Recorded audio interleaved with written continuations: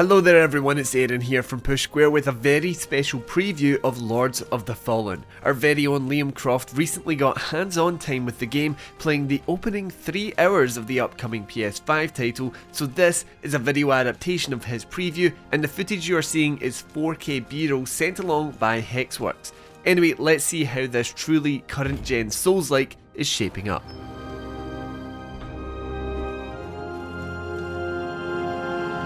From Software is almost certainly waiting until next year to release its Elden Ring DLC, Shadow of the Erdtree. So in the meantime, how about a more traditional take on the Dark Souls formula? Developer Hexworks is resurrecting the Lords of the Fallen IP following its forgotten 2014 installment with a bigger and hopefully better game that's boasting ideas you won't see anywhere else in the genre. Now, without the presence of two linked but quite different worlds in Axiom and Umbral, Lords of the Fallen would just be like any other Souls-like. Having created your character and selected 1 out of 9 different classes, you're thrust into a dark, damp and depressing world full of enemies looking to deplete your health bar. Bonfires are vestiges here, the currency used to level up is vigor, and hub areas await with NPCs telling you vague tales of the universe. Lords of the Fallen is unapologetically a Souls-like. It's not afraid to wear that badge on its sleeve. There have been a lot of copycats over the past decade though. The original Lords of the Fallen game was actually one of the very first, so Hexworks has brought some of its own ideas to the table this time. The most impactful is its structural decision to have 2 concurrent worlds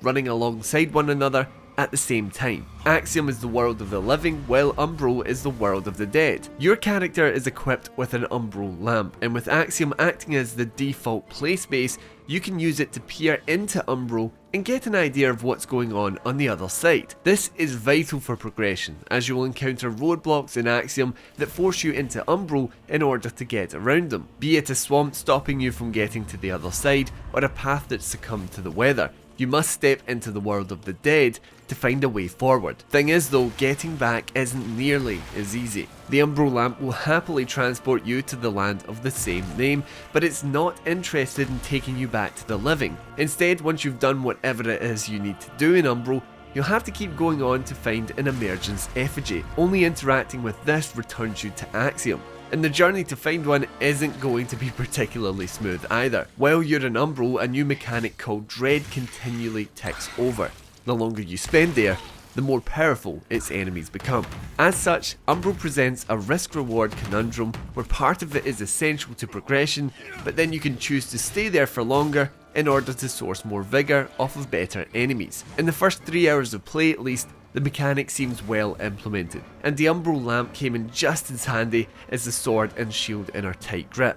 Moths hang around in the environment when there's something to see, and then you can make the decision to transition to Umbral or remember the spot for later when you came up against an obstacle. The Umbral lamp also introduces the concept of soul flaying, which pulls the soul out of an enemy and slows them down. With limited juices, and it's refilled in Umbral by absorbing charges, you can get some easy damage in on more powerful foes. And while the Umbral lamp hands you the choice of visiting the world of the dead, you won't have a choice when you perish yourself. Dying in Lords of the Fallen automatically places you back into Umbral, giving you a second chance at a boss or another shot at progression. It's sort of like Sekiro's Shadows Die Twice, except you're transported to a darker version of the world when you're resurrected. Then it's another emergence effigy you'll need to return to Axiom. Returning to a more familiar Souls-like surrounding, vestiges are where you'll restore health, fast travel and access online functions. Your character can be upgraded across strength, agility, endurance,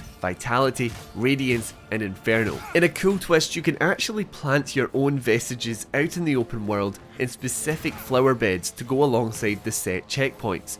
So we played the game on PC using an Xbox Series X and S controller, and our only real concern is the frame rate. Obviously we were playing a pre-release build ahead of its October 13 release date, but the game was suffering very heavily during boss battles and encounters with lots of enemies. A quick check of the settings revealed that our build was targeting 60 FPS, but it failed to do so when named combatants were on screen much of the time. Since release is still a few months away, we're hoping that this issue will be cleaned up in time.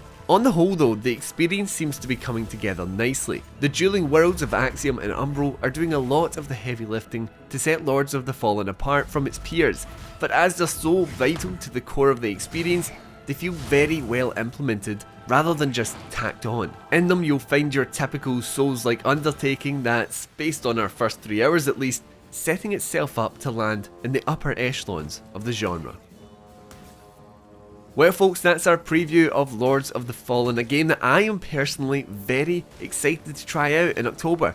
Let me know down in the comments whether you'll be checking out this Souls-like when it launches on PS5, and when you're down there, remember to like the video and subscribe to the channel for more PlayStation video content. Anyway, I appreciate you as always for checking out the video, and until next time, I've been Aaron, and this has been Push Square.